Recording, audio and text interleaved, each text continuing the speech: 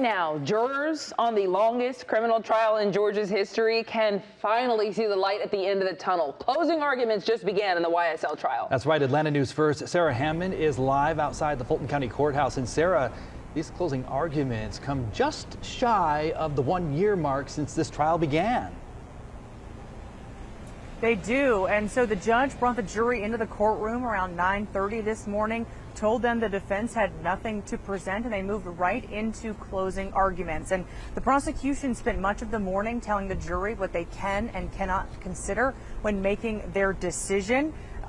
And before recapping the evidence presented over the last year of this trial. And the trial that once involved award-winning rapper Young Thug and several others is now down to just 2 defendants, DeMonte Kendrick and Shannon Stillwell. They face multiple organized crime, weapons, and drug-related charges. Many of the co-defendants took plea deals in this trial. Prosecutors have been attempting to show YSL is a criminal street gang responsible for multiple criminal offenses, but defense attorneys say YSL is not a gang, but simply the name of a record label, Young Stoner Life. And this morning, Assistant District Attorney Christian Adkins walked the jury through the numerous charges in this case and reminded them what they allege YSL is all about.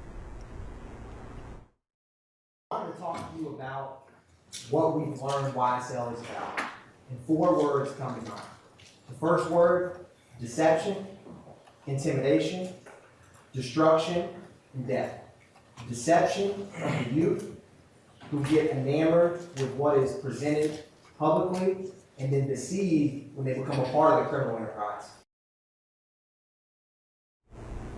And once the prosecution and defense both finish their closing arguments in the next day or 2, the jury will then be left to make their decision in the case that they've spent the last year hearing.